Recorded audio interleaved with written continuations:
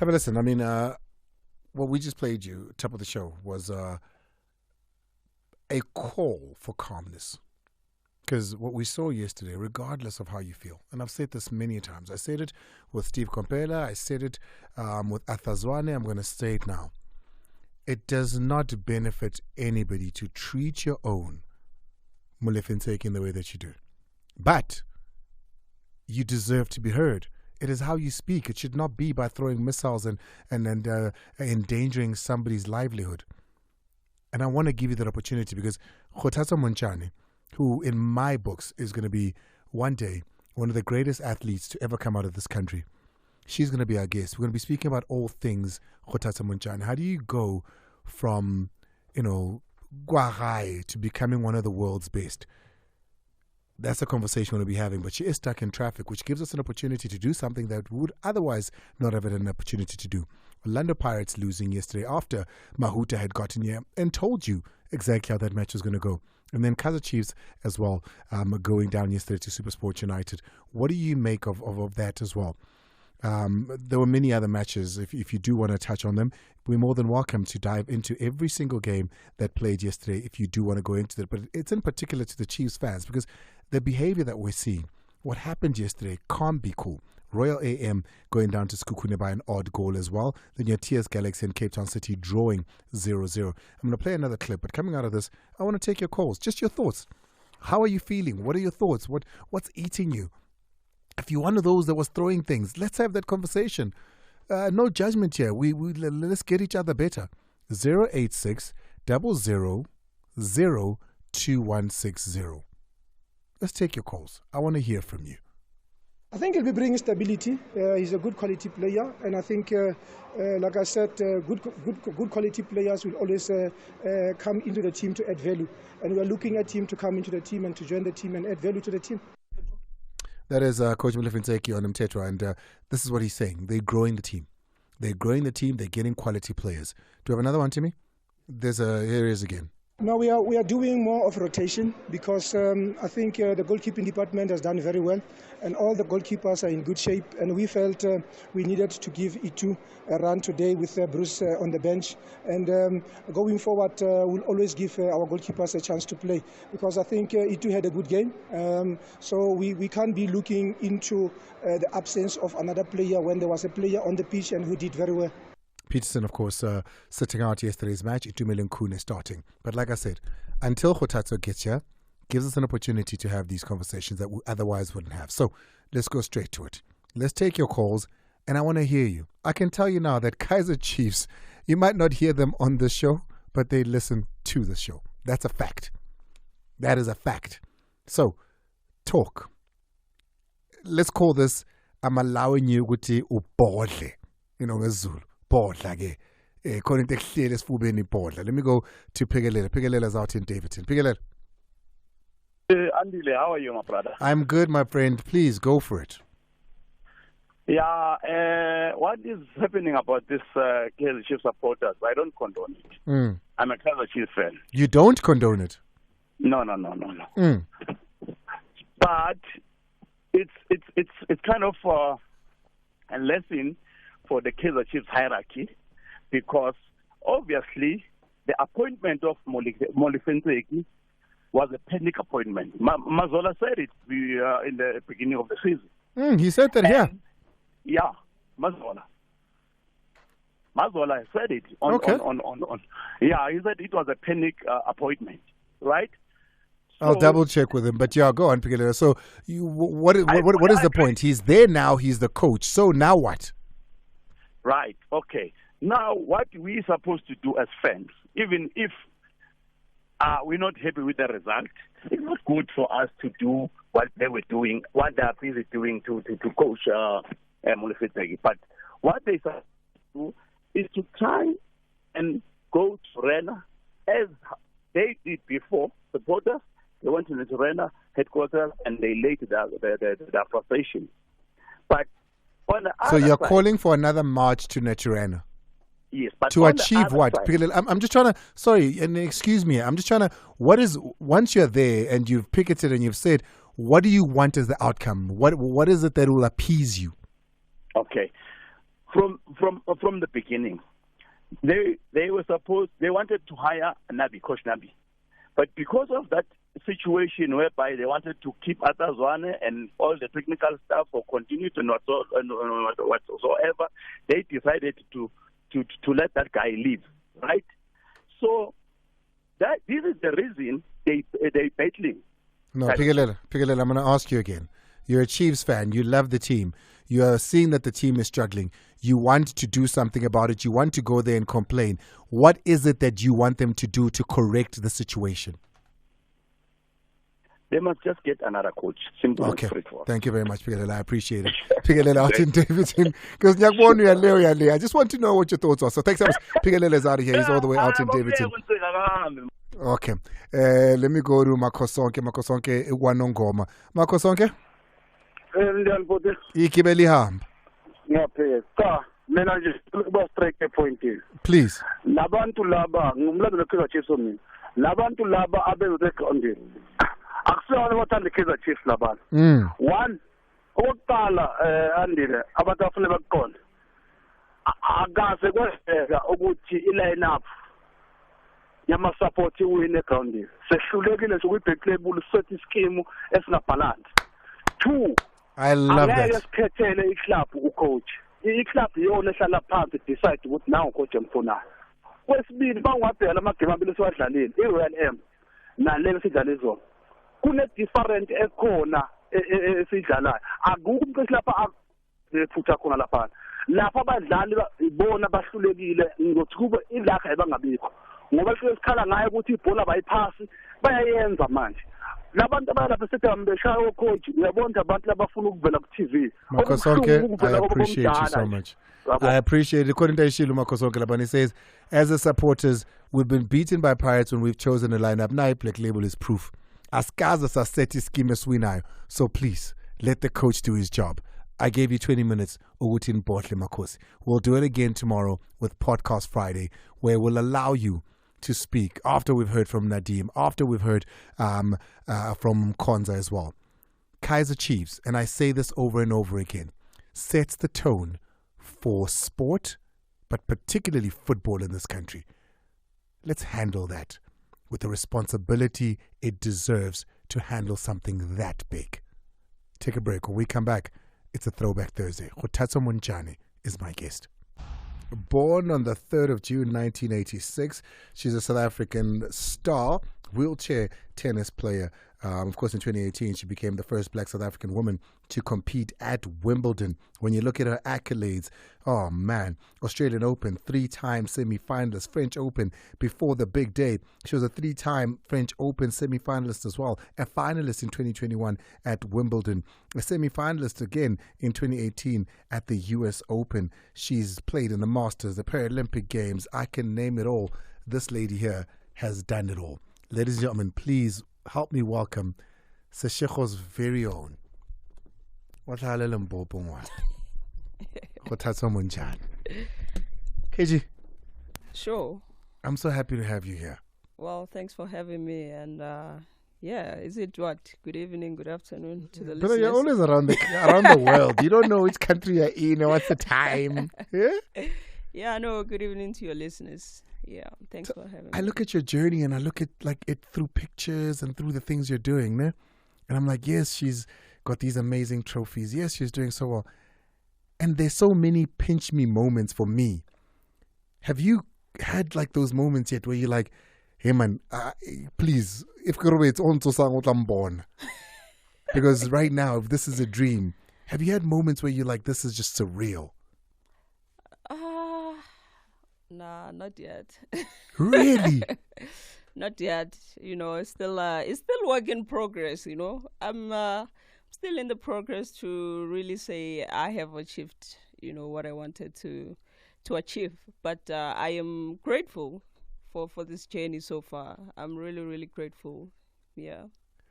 Wow, I want this because, I mean, we speak about you so much here that I feel like we've covered a lot of your success. What we do with our Thursdays, Kgothatso, is in a country such as ours, there's so many people who don't have hope anymore. You know, there's so many people who are driving from work right now and they hate the fact that they come from an office that's paying just enough for that car to get home. Or somewhere. They must go straight home and eat the same thing that they've prepared for the last couple of days because it's tough. Financially, it's tough. Personal lives are tough. And stories and lives like yours. I remember I had Donald here. We had just last week here with the founder of Mamelodi Sundowns come into studio. And we've had amazing stories that we've been told. And the one thing about these stories of triumph, because that's what they are, triumph above all adversities, is that you just living your life. But to us, we're like, wow, what an inspiration. And for Wena, it's just your life. Yeah. So talk to me. You're growing up in Limpopo. Do you even know anything about tennis? No.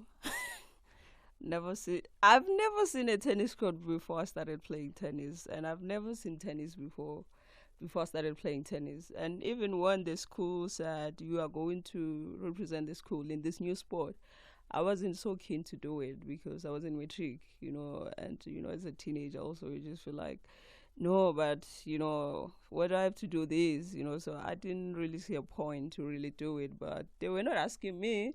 So literally they forced me to go and do it, and it's understandable because I was the most active learner at school. I was doing almost every activity at school. So you can imagine when tennis came, that's why I was just like, but sir, it's too much. I have this and this, and I'm in matric, and yeah, that's where it all started. Do you remember who the sir is?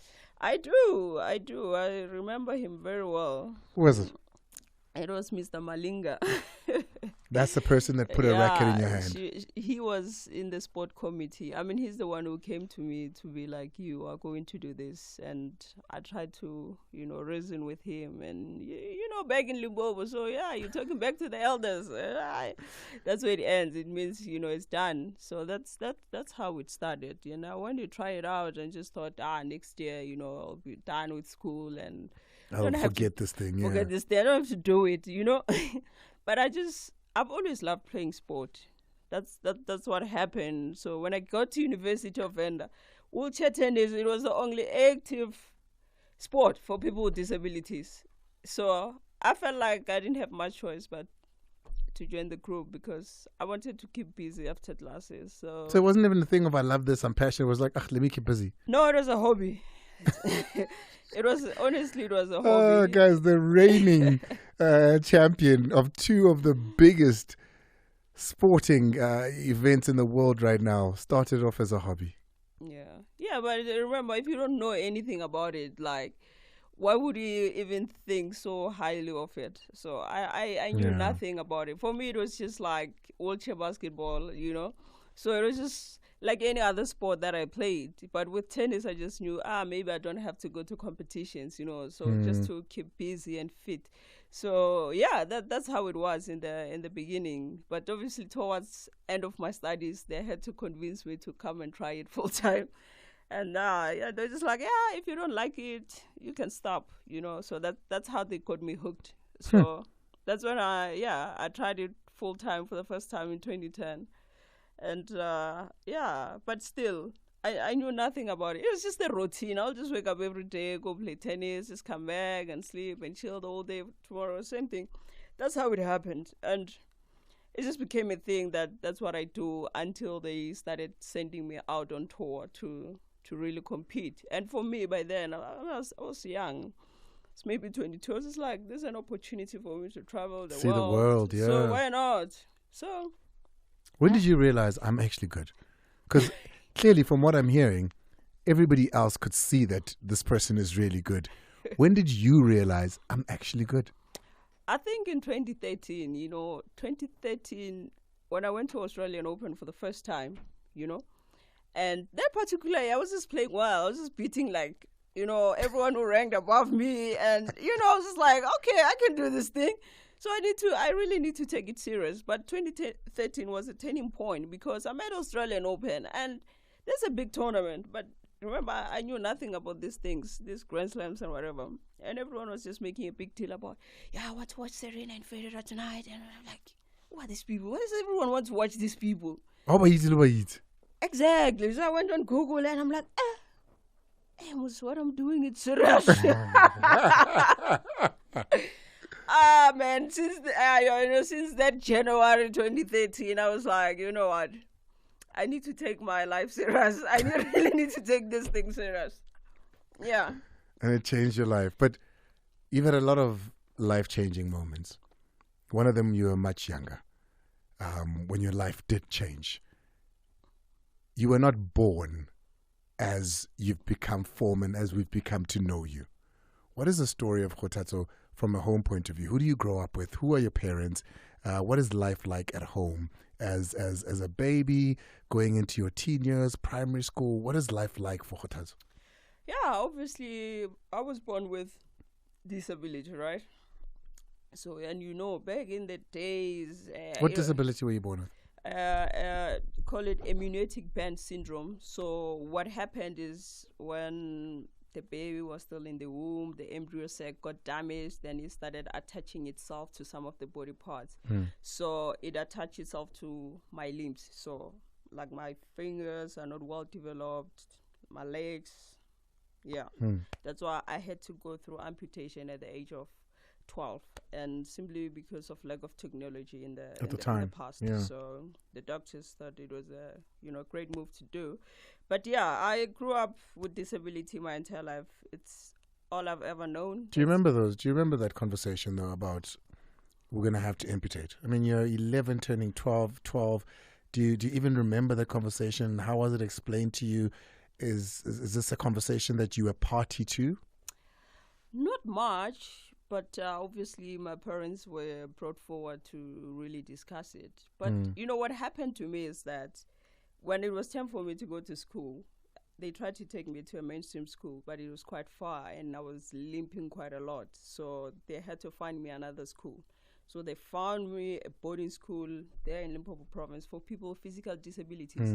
So I went to that school since the age of 7, So that's when I started school. And in that environment, there were so many kids with different disabilities. Yeah. You can name them however, and obviously I'm there. I can see it was just like some sort of a system where the doctors come in, take a group of kids, and then they will go through the same thing, surgery if you have a club feet. And I could see that, this one, the foot was like this after surgery, It's like that now. Yeah, and then when it's your turn, they'll be like, this is what we want to do for you. You're quite excited because you've seen it work for others. Oh, wow. Yeah, so when that conversation came up, I wasn't even bothered about it because I've seen people who went for surgery and they came back just fine. So that's what I was thinking for myself too. So I'm going to come out of it, perfectly. So... And the environment I was in, it was good because, I go and then I come back. They're taking care of me. The place is accessible. I don't feel some type of a way. There's clinic in there taking care of the wound, and so it was just fine. It never really bothered me. Like honestly, because you didn't know any different as well. Yeah, and my disability just never bothered me because you know what? It's all I know. And in that particular school, there's so many kids with much worse disability that I had, and for me to just look down on myself, well, it wasn't gonna work. Actually, I was more inspired by seeing other kids do different things, and I was just like, there's no excuse for me to really be like, I can't do certain things. And what is your dream then? Because it clearly isn't the dream that you're living now. This manifested itself at that time. You're at the school now. What are your hopes and dreams for yourself? What are you hoping to achieve? What do you want to do in life? Literally nothing. I wasn't ambitious as a kid. That's my problem. But I blame the environment that I grew up in, because my grandma raised me, and my grandma had 8 kids, And when they used to go to school, it just used to be me and her, and I was just waiting for people to come back from school so I can start playing. So, yeah, and for them taking me to that school also, I come across bullies, and I'm like, geez, if I tell them at home that I'm being bullied here at school, what if they take me off the school, So it had to be survival of the fittest, So, and that's why I started playing sports or being in a lot of activities just to keep busy. Yeah. Yeah, so that was just my life. School, busy after school. what I wanted to be, grade 12, when they're like, oh, career day, blah, blah, blah. I was like, what do you want to be? I'm like, oops, do we really have to be anything? So no lawyer, doctor, teacher, the normal things. No, remember, we don't go to those schools where they like come dressed like what do you want to be. No, it didn't. It wasn't happening. It wasn't happening. But like those days when we were even studying religious. Remember the subject religion? How are you even gonna think about being a doctor? Like, no, man, no. I was just living, to be honest. No, I don't know. Until grade 12, where I'm like, okay, maybe I want to be a teacher because my mom is a teacher, So I had to come up with something. I had to give them something. You're not that old, man. That, it's not... I am old, I am. So, yeah, but anyway, I'm grateful that I was, I was never ambitious. Actually, I'm grateful for that because I lived with less pressure in life, and I started knowing that the world exists when I started traveling and stuff, Yeah, we never used to go to a lot of trips at school, so like coming to Gauteng and stuff, that's when it was sport, and I just thought maybe we're going somewhere far, So we never had all those excursions where they're teaching us, quite a lot of stuff. So, but I'm grateful for that because it kept me grounded. What does all of that teach you for what your life is now? Because that's what life is, isn't it? It's everything that we've come from plays a part in who we become. And I think about what you're saying. I think about the environment that you're put in. I think about the environment that you came from at home, the supportive grandmother that you're mentioning.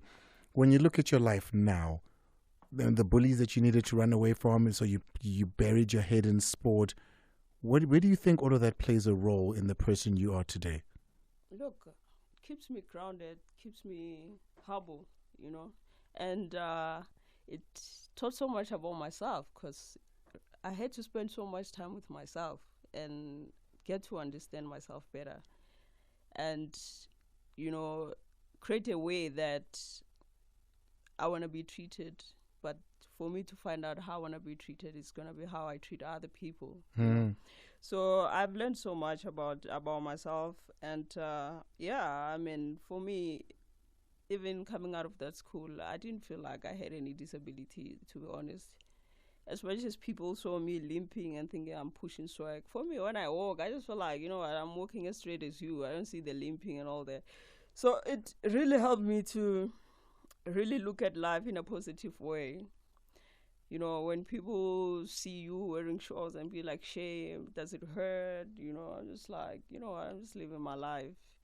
Actually, I feel more normal. I feel more able to, so the confidence that, how I grew up, it was built. It was just that particular moment, telling myself that this is not going to hold me back.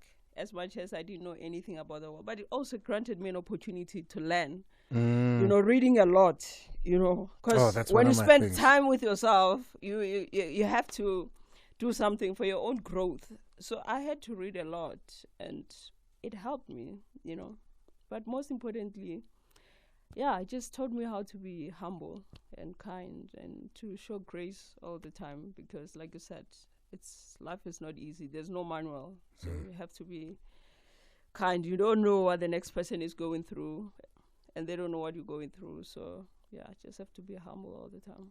Well, there you go. From that school, from that village, from that place in South Africa, outside of the big city of Johannesburg and the high towers, comes a person who today has a trophy with a signature inside of it of one of the most accomplished game changers in the world of sport. Because that's what Billie Jean is. She is a game changer in the world of sport. Today, when we talk about tennis, women players get paid the same as men. This is something Billie Jean was fighting for in the 70s and 80s already.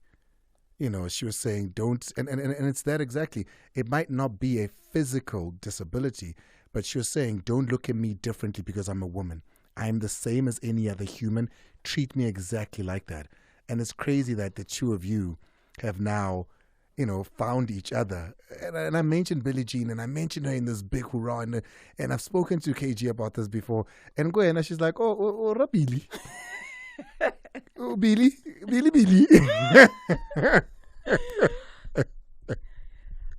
Yeah, I mean, you see, I think I keep learning so much about myself and the people. And people I come across, they're just so humble, The thing is, when I'm with Billy, I don't feel like I'm sitting with, the Billie Jean King, because the conversation is just normal, She's teaching me so much about the sport, but obviously also just teaching me so much about actually who to be. She speaks a lot about you need to speak up.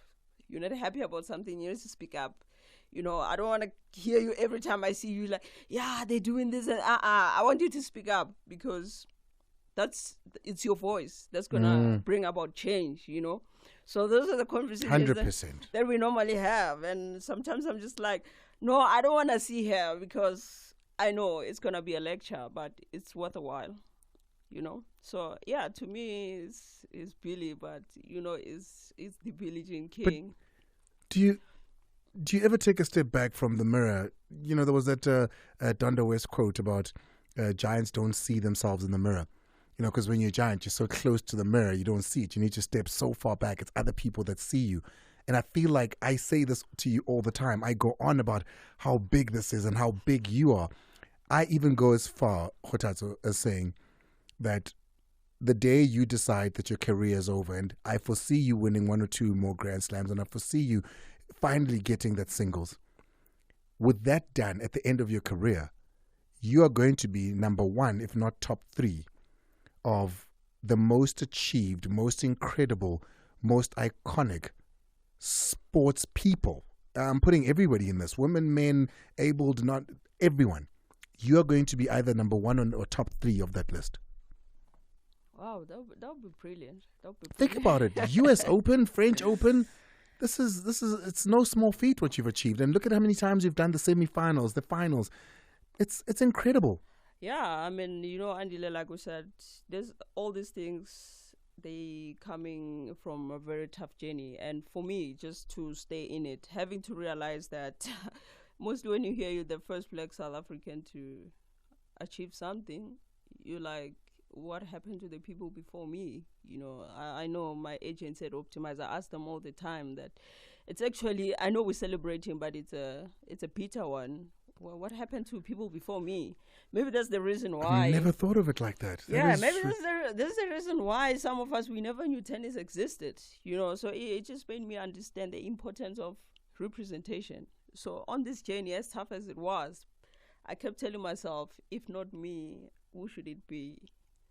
If I give up, who's gonna be next? So, and at the moment, who's there? Do we have any Black African woman for playing in this sport? I mean, African. I don't mean African American. Because who's the next KG? Do we have that? So those are the things. Top of my head now, I can't think of the next KG. I don't know who it is. Who's next in line? And this goes to, I've never thought of it like that. I didn't think we'd have. I thought we'd laugh for the hour. We're having deeper conversations than I thought with KG here. Think about it. In 2023, if we're still celebrating first Black anything, surely there's a problem. What happened to the people before me? So you see why it's so tough to really see that I am achieving anything, because I am looking behind myself and I'm like, what's coming up? I didn't have the opportunity to see anyone doing it. So if I quit now, so who's going to be next? And worse off, people keep saying first black. Worse off, in tennis, you're the first person most of the times, because not many South Africans have reached the finals in the esteemed competitions that you've reached. Not many people, black or white, have been able to do what you've been doing. So you're literally right in the cusp, the front, the apex of this leading crew. You don't have anybody that can say, hey, Bona, this is the route, this is, the way that this one and this one and this one did it. It doesn't happen. You go to Switzerland, you go to Spain, you go to Russia, you go to all those countries where you're seeing the Medvedevs coming from, etc., the Ukrainians. You've got people that they look forward to. You've got Coco now. You've got people that have done it, the Serenas before her. You have absolutely no one. You are that beacon. You are that person in the front. Yeah, so you understand why I have to keep pushing and pushing despite how tough it is, until, you know, it can spark an interest in that young one who can believe that someone did it before me and it can be done. So it's always a bittersweet moment when I have to celebrate all these things, you know. So maybe I think that's why sometimes I don't see, you know, how much I have achieved, because I just feel like it's still a long way, you know. But at the same time, I know this is a short career. So sometimes it's really tough to really celebrate fully, because, yeah, the history makes it tough. Because then it's a 360. You go from, I don't care, I'm just doing this, I'm just playing this sport, no pressure. Now that you look behind you and there's people like Andile, Mandla, Temba, we're all looking at you now, does that then pile up the pressure to say a sport that I enjoyed and played for no reason, now my country's on my back, my race is on my back, everything that I am, people are looking at me now. What does that then do to the mentality? Because before I was playing for fun and I was enjoying myself. Now I play with a flag adorned on my back. Yeah, so it's more like being an activist. This is true.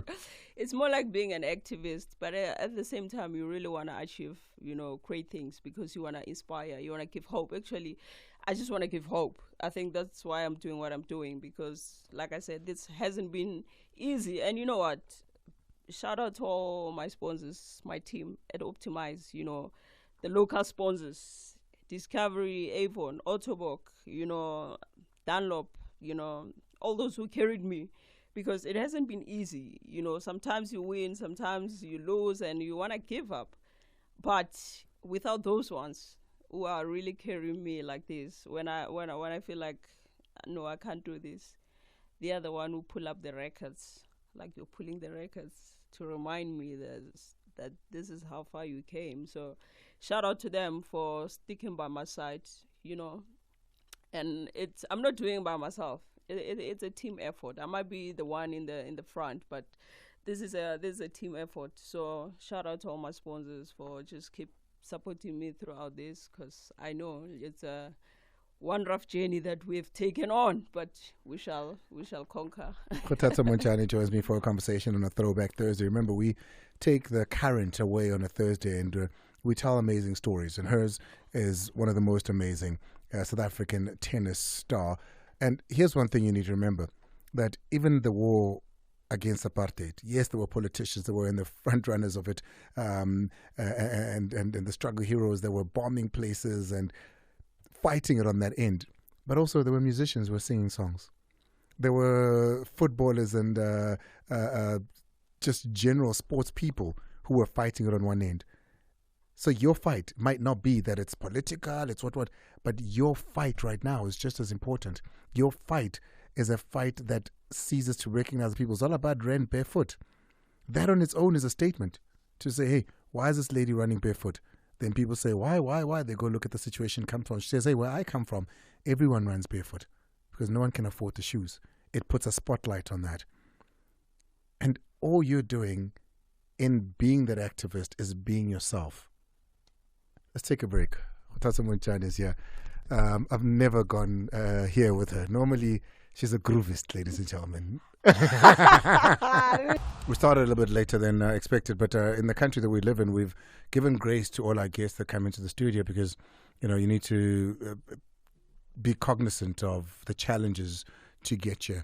Your family. Yes.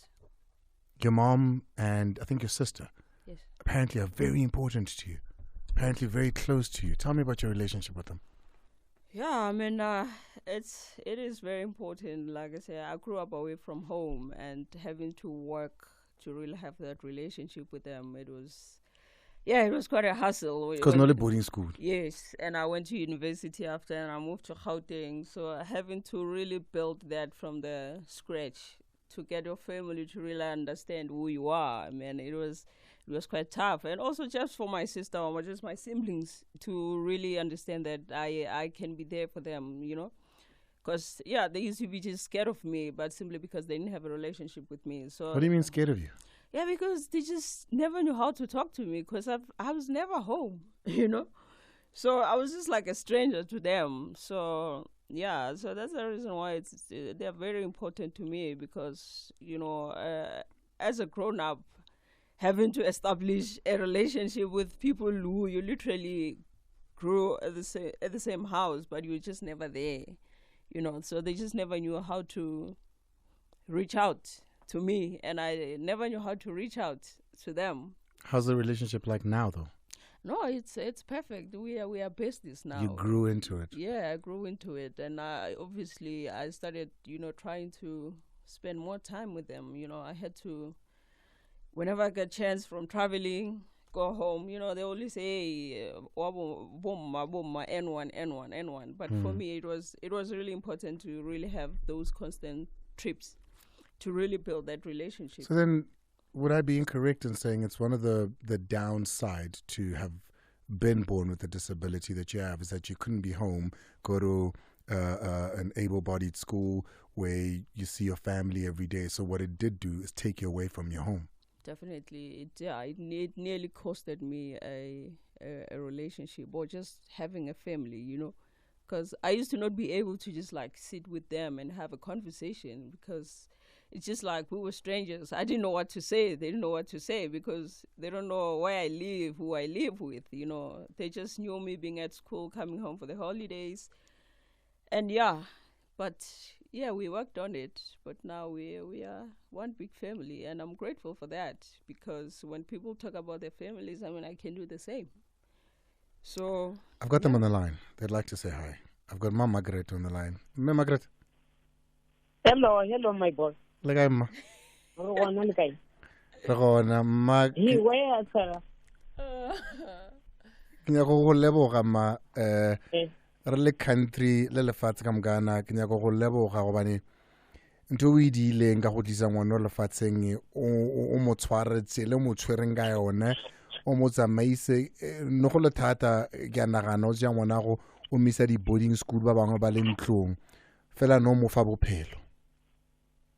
Kannete ke make sure gore ke a mo hlokomela from the young stage up to now.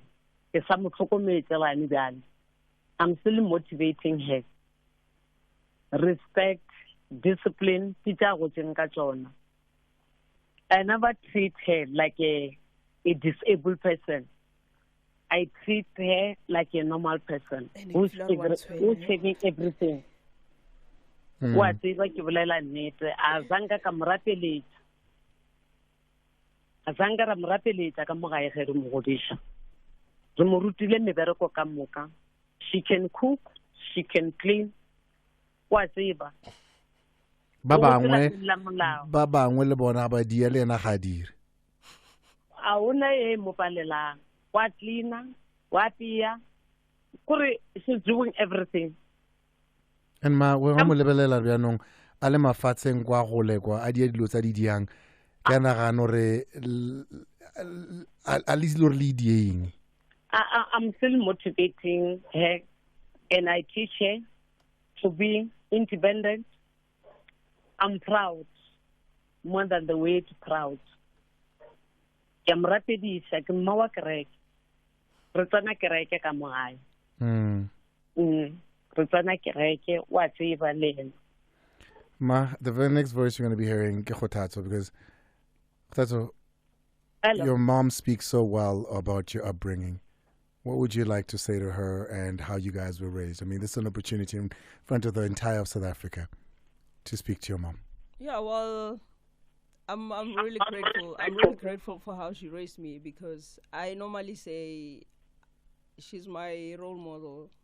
When they ask me who inspires me, I'm like my mom, because she had the courage to put me out in the world back in the past when people were hiding their disabled kid. And you know what? I commend her for that courage to share me with the world, because if she didn't do that, we wouldn't be sitting here, So, ke a leboga ma for go share le batho, because today ke mo ke leng ka baka la gago. So, ke a leboga. And ke a go Thank you very much, Michael. Thank you very much, Miguel. Thank you so much, Mema Grete. I think you've said something now that should be on a postcard. Somebody should tweet it and it should be everywhere. She shared me with the world at a time when people were hiding their disabled children. And she didn't know that the little world she thought she was sharing it with would grow to be what it is. Kgothatso, you owe me an hour. This was 10 minutes.